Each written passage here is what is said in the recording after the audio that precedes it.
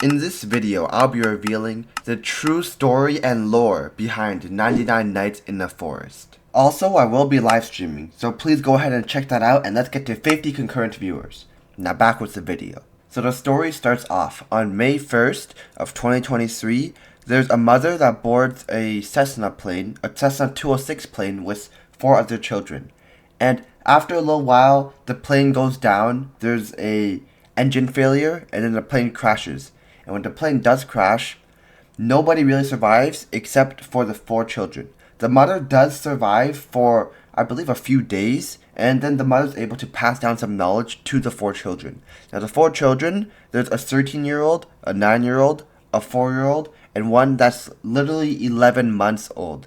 So I'm assuming the 9-year-old and the 13-year-old are the main 2 people that took in the knowledge from the mother, and because of that, they were actually able to survive for, in the real life scenario, it was 40 days, and they were able to survive by taking some berries, foraging, and just trying to keep themselves afloat with the information that they got from their mother. Now, I just hopped into the actual game, and when you do hop in here for the first time, it'll say that this thing is based off of a true story. And yeah, this is basically what the story is. Oh, I've got it pulled up right here. It says that there's reports made of a deer standing on 2 legs in an unnatural way in the forest. Now this will later theorize, but this is most likely to be a mythical creature called the Wendigo, which is also a creature that looks like a deer that stands on 2 legs. In addition, there's also 4 missing children, as we know, 4 missing children from the actual real life story and in the game itself, because of course this is a horror game, you need these 2 main elements in there. And after a police search revealed no clues about missing children, the forest was promptly locked to the public. This is not really in tune with the real life story, because in the true story, there was no actual police search. They more so sent in helicopters and then just saved the kids. So they didn't really search for it. And of course, this deer wasn't in real life as well, so you don't have to worry. You can sleep very safe and sound tonight. And you have 99 days to unravel the mysteries of the forest and figure out what is going on. This is actually false in game and in real life as well, because in real life, it took 40 days for the children to be saved. And in game, you don't just have 99 days to unravel the mysteries of the forest and figure out what's going on. You just have infinite days, and then you can just survive in here, and there's no real end goal in this game. It's more so just a horror survival game. So yeah, moving on to the rest of the video. And if I actually hop into a lobby and an actual game here, you can see that there will be 4 missing children, and those 4 missing children represent the actual children from the real life story. Look, it says finding the missing children will help, and we'll hop into here, and over here, as you can see from this bulletin board, you can see that there's 4 different children, 1, 2, 3, 4, and my ranger icon is bugged. But yeah, these 4 children are the 4 children that survived the plane crash. Now, additionally, if you've ever played this game for a while, you can actually realize that when you're running around the map, seeing all the different structures and houses, you'll actually go ahead and see some plane crashes around the map. And that actually represents the actual plane that crashed. So that's actually a really, really cool Easter egg that they added in here. But, for example, the houses and the cultist strongholds and those things, they're not from the actual story, because the actual story is just 4 kids in a forest. These are probably just things that the developers added to add in more interactability into the game. Because in these, okay, first of all, there's not these actual houses. And of course, even if there are, you won't find miscellaneous things such as coal or fuel canisters in them, because that's just really unrealistic to have. Now, another major mechanic of this game is the actual deer that spawns at night. Now, what do we know about this deer, and what's the lore behind this deer? Well, this deer, it is not in the actual story, the true story. It's kind of added in based off of other like mythologies and folklore.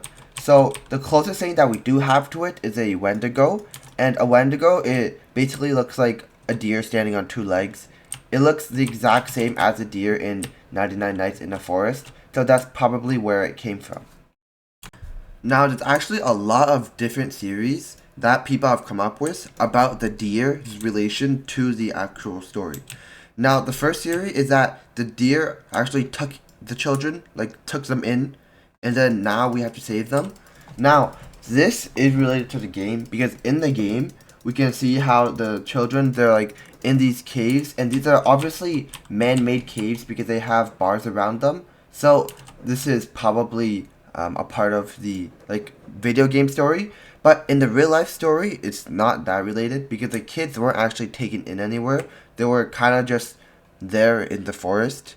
Now, the next theory is that the deer, just talking about deer specifically, the deer was experimented on by the cultists. And how exactly do we know that? Well, we can see because the deer has very, very erratic behavior. Because normally, right, if you have something as big as a deer that hunts, that's a carnivore, then this deer would probably hunt down a bunch of animals, hunt down different like wolves or hunt down the rabbits in this forest.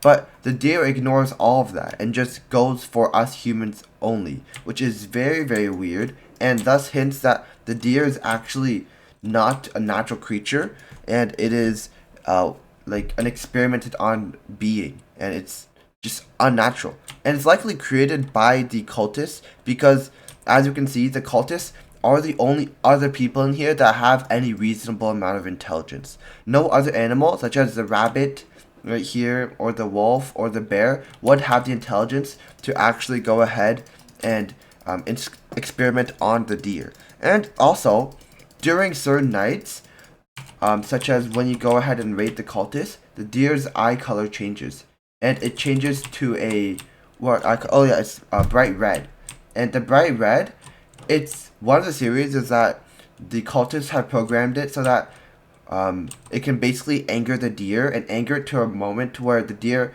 has like bonus buffs such as it runs faster, does more damage, and is actually able to take on the player and attack the player at a much, much faster speed. Now, another theory is that the deer and the cultists actually work together, okay? So, basically, what this means is that the deer doesn't attack the cultists, and the very reason for that is because this guy is literally working with the cultists. This guy. Now, the reason being is that, like, the cultists, basically, the cultists, they have their own stronghold, and deer doesn't really attack them, and also, when the cultists go and they get attacked, the cultist stronghold gets attacked by the player, then the deer actually reacts and tries to help them out. So that's the main reasoning behind this theory. And another one is that there might actually be two different deer. Because if you've ever thought about it, there's the white-eyed deer and there's the red-eyed deer. And the red-eyed deer is a deer that happens when you get attacked, and the white-eyed deer is just the regular deer. Now, the reason why these may be two different types of deer is because that you can't really say that there's only one type of deer when you've never really seen them go home and then do all this stuff. Because as you can see there, I scared the deer off, and now the deer, we don't know where it went. It just kind of disappeared and it's just gone. So that is a theory that there is two deers.